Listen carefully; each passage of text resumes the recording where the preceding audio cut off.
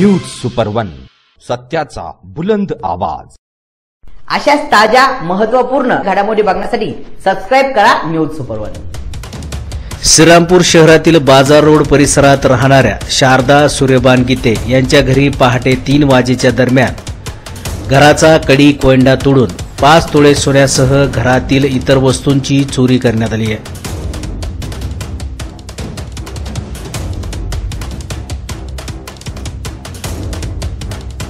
शहरातील बाजार रोड येथे राहणाऱ्या शारदा गीते यांच्या घरी पहाटेच्या दरम्यान घराचा कडी कोयंडा तोडून 5 तोळे सोने, 55 इंची LED होम थिएटर, पितळी भांडी, तांब्याची भांडी आदींची चोरी करण्यात आल्याची माहिती गीते यांनी दिली आहे। या ठिकाणी शारदा गीते या एकट्याच राहतात। त्या आपल्या मुलीला भेटण्यासाठी नाशिक येथे गेल्या होत्या।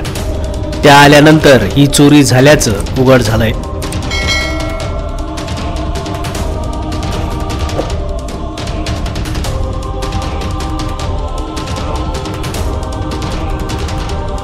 यावेळी श्रीरामपूर शहर पोलीस स्टेशनचे PSI दीपक मेडे यांनी घटनास्थळी भेट देऊन पंचनामा करून घटनेचा तपास सुरू केलाय।